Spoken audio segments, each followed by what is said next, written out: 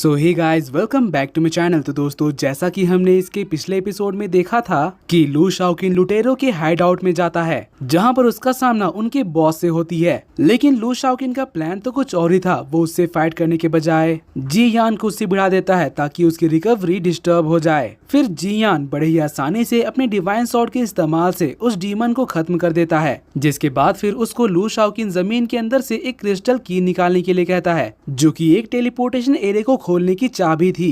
जी यान जैसे ही teleportation array को एक्टिवेट करता है तो उसकी रोशनी सियाओई भी देख लेती है। और अब आगे दोस्तों, आज के एपिसोड की शुरुआत में हमें दिखाया जाता है कि जी यान उस टेलीपोर्टेशन एरे के अंदर घुस जाता है, जिससे कि वो सीक्रेट रेल्म ऑफ फेरीलैंड में पहुंच जाता है। और ये सब देखकर वो काफी ज्यादा हैरान हो रहा था, इसलिए वो लू शाओकिन से पूछता है कि आखिर तुम्हें इस जगह के बारे में कैसे पता चला। और फिर जैसे ही वो आगे बढ़ ही रहा था कि उसको अचानक से कमजोरी होने लगती है। वो लड़खड़ा कर नीचे बैठ जाता है और कहने लगता है कि अभी इस फाइट में मेरी काफी ज्यादा एनर्जी यूज हो गई, इस बॉडी को मैं अब और कंट्रोल नहीं कर पा रहा हूँ। तो फिर उसके अंदर से लू शाओकिन कहने लगता है कि ब्रदर जी यान, क्यों ना तुम सोल कोर में आकर थोड़ा आराम कर लो। अब उसकी ये बात सुनकर जी यान को समझ में आ गया था कि ये सब कुछ लू शाओकिन की चाल थी, मगर क्योंकि वो इतना ज्यादा कमजोर हो चुका था इसलिए उसके पास अब और कोई रास्ता नहीं था। तभी वहाँ पर शियाओई भी आ जाती है और अपने सामने ब्रदर जी यान को देखकर वो खुशी खुशी जाकर उसे गले लगा लेती है। लेकिन तब तक जी यान जा चुका था और अपने सामने लू शाओकिन को देखकर सियाओई काफी ज्यादा हैरान हो जाती है। और लू शाओकिन तो ये सब देखकर उसे पूछने लगता है कि कहीं तुम मुझे पसंद तो नहीं करने लगी।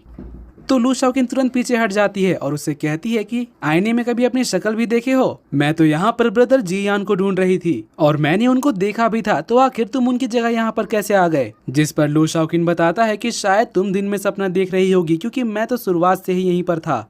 मगर सियाओई तो मानने को तैयार ही नहीं थी और चारों तरफ ब्रदर जी यान को आवाज लगाने लगती है। तो लू शाओकिन उससे कहता है कि चिल्लाना बंद करो, अभी वो बहुत बिजी है और तुम्हें नहीं सुन सकता।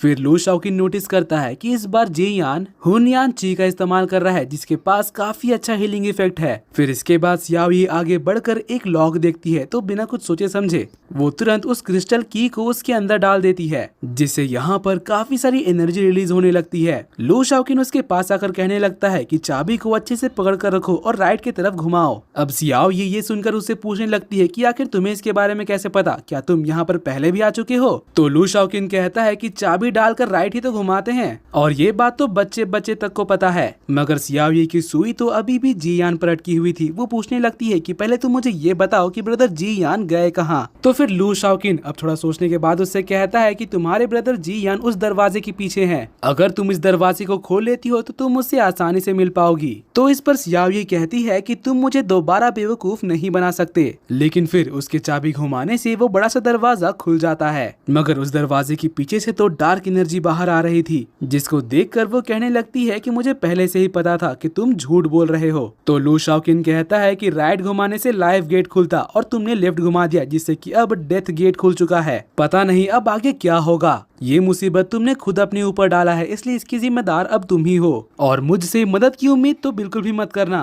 तो फिर सियाओई कहने लगती है कि आज तो मेरी छुट्टी थी, आखिर में इस जगह पर कैसे फंस गई? मगर तभी उनके ऊपर मैजिक वाइन्स का अटैक हो जाता है। लू शाओकिन तो उनसे बचकर दरवाजे के पास चला गया था, मगर सियाओई उनसे फाइट करने में बहुत ही ज्यादा स्ट्रगल कर रही थी। वो लू शाओकिन से कहती है कि मेरी मदद करो, और लू शाओकिन जब देखता है कि सियाओई यहाँ पर वाइन से नहीं बच पाएगी तो वो उसे फाइनली बचा ही लेता है, जिसके बाद उसे अपने साथ चलने के लिए कहता है। डेथ गेट के अंदर उन्हें काफी सारे मिस्टीरियस प्लांट्स नजर आते हैं। लू शाओकिन कुछ फ्रूट्स तोड़कर कहने लगता है कि मैंने एक बुक में पढ़ा था कि ऐसे ही मिस्टीरियस जगह में हेवन और अर्थ की मून लाइट एक साथ मिलती है, और वो दरवाजा पार करके हम लोग ऐसे ही एक मिस्टीरियस जगह में पहुंच चुके हैं। इस जगह में तुम्हें सभी तरह के स्पिरिचुअल फ्रूट्स और मेडिसिन मिलेंगे। तभी वो नोटिस करता है कि सियाओई के पैर में तो चोट लग गया है, इसलिए वो उसे पूछता है कि क्या तुम्हारे पैर सून पड़ रहे हैं, क्योंकि वो वाइन्स जहरीली थी। मैंने सुना है कि अगर उसका जहर ज्यादा फैल जाए तो पैर भी काटना पड़ता है। तो सियाओई कहती है कि हाँ, मुझे चलने में थोड़ी प्रॉब्लम तो हो रही है। अब यहाँ पर लू शाओकिन कहने लगता है कि मैंने सुना था कि यहाँ का जो रेड फ्रूट है वो असल में रेड फ्लेम फ्रूट है। उसको खाने से ह्यूमन बॉडी का ब्लड लाइन डिटॉक्स होता है और ब्लड सर्कुलेशन भी फास्ट हो जाती है। और तुम्हारे हाथ में जो नीला फ्रूट है उसका जिसका नाम गान निंग गाओ है। उसको खाने से या तो तुम्हारा दर्द खत्म हो जाएगा या फिर तुम्हारे बॉडी में काफी ज्यादा ठंड लगेगी। जिस पर सियाओ ये पूछती है तो अभी मुझे कौन सा खाना चाहिए जिससे कि मेरा घाव ठीक हो जाए। तो लू शाओकिन कहता है मुझे नहीं पता, तुम खुद ट्राई करके देखो। अब यहाँ पर सियाओ की रेड फ्रूट खा लेती है जिससे कि उसकी ब्लड सर्कुलेशन काफी ज्यादा फास्ट हो जाती है और उसके बॉडी में पिंपल्स आने लगते हैं। इसीलिए डर के मारे वो तुरंत ब्लू फ्रूट खा लेती है जिससे उसके पिंपल्स तो दूर हो जाते हैं मगर साथ ही उसको अचानक से काफी ज्यादा ठंड लगने लगती है। जिसको देखकर लू शाओकिन कहने लगता है कि देखो किताब की कुछ बातें तो सच निकली। जिस पर सियाओ ये पूछने लगती है कि आखिर ये बुक लिखा किसने था।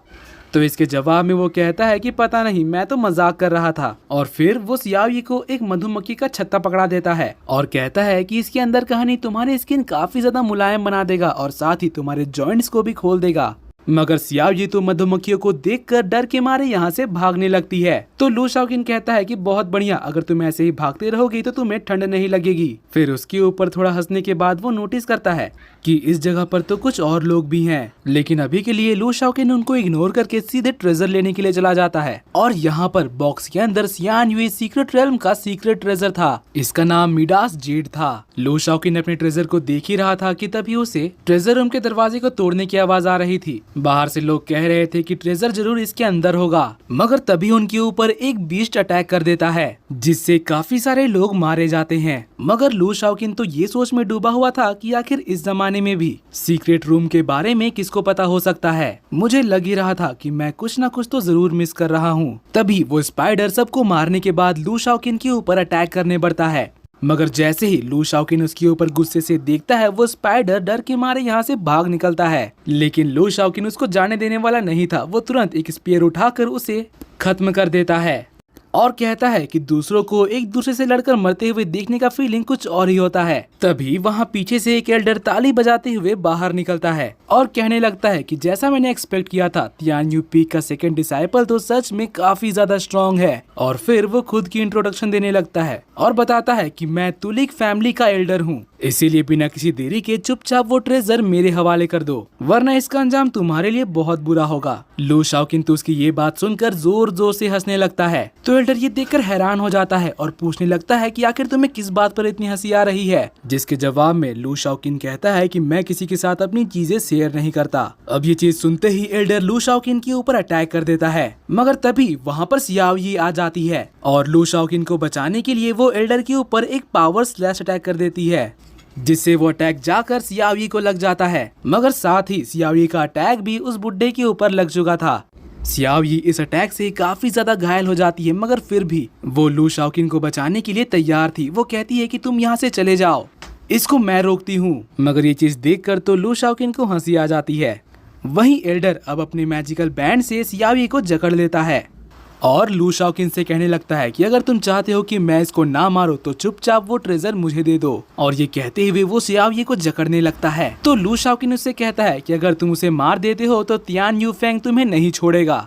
तो इस पर वो बुढ़ा कहता है कि किसने कहा मैं इसे मारने वाला हूँ, इसको तो यहाँ के बीस्ट मारेंगे। तो लू शाओकिन उसको बताता है कि तुम्हारे मैजिकल बैंड का ट्रेसेस तो उसके बॉडी में छप चुका है, जिसका मतलब कि तुम्हारी चालबाजी का प्लान फेल हो चुका है। एल्डर कहता है कि आखिर तुम्हारे कहने का मतलब क्या है, लेकिन इसका जवाब देने के बजाय लू शाओकिन सीधे उसके मैजिकल बैंड को डिस्ट्रॉय कर देता है और जाकर उसके ऊपर एक पॉइजन पंच मारता है जिससे ओल्ड मैन उड़ते हुए जाकर एक चट्टान में टकरा जाता है और उसकी बॉडी पॉइजन की वजह से पूरी तरह से डिस्ट्रॉय हो जाती है। फिर लू शाओकिन सियाओ ये के पास जाकर कहने लगता है कि तुम्हारी ऐसी हालत में ब्रदर जियान तुम्हारी अच्छी तरह से मदद कर पाएगा। और फिर खुद को एक पंच मारकर सोल कोर में जियान के सामने चला जाता है और कहने लगता है कि उस बुड्ढे ने मुझे पॉइजन से इंजर्ड कर दिया है, जाओ और जाकर सियाओ ये को बचा लो। और दोस्तों इसी के साथ आज का ये एपिसोड यहीं पर खत्म होता है। अगर आपको ये एपिसोड और मेरी एक्सप्लेनेशन पसंद आई तो प्लीज वीडियो को लाइक कर देना और जाने से पहले चैनल को सब्सक्राइब करके बेल नोटिफिकेशन भी ऑन कर लेना, ताकि जैसे ही इसका नेक्स्ट एपिसोड आए तो आपको सबसे पहले पता चल जाए। तो मिलते हैं आपसे अगली वीडियो में, तब तक के लिए bye bye, be happy, be safe and thanks for watching.